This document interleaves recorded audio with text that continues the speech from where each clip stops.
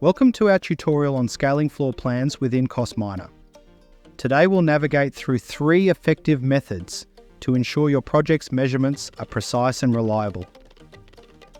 Firstly, let's dive into the known measurement scaling method.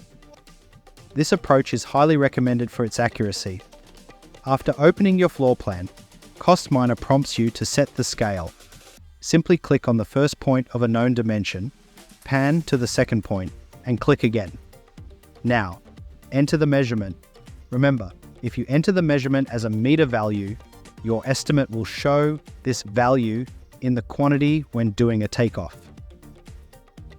Moving on to our second method, non-uniform scaling. This is the go-to option when dealing with floor plans that lack consistent scaling. Here's how it's done. Uncheck the Scale Uniformly option. Begin with the horizontal scale. Select your measurement points, input the value, and then repeat for the vertical scale.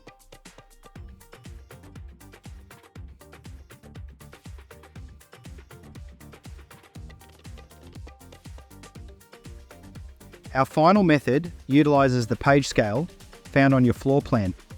Choose this when you're unable to find a known measurement.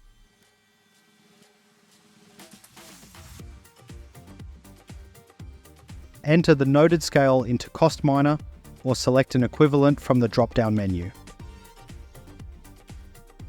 The software auto-fills the page size and units, which you can customize if necessary. Remember to always check a measurement when using this method. Need to revisit your scale settings? Simply hit the Scale button on the toolbar.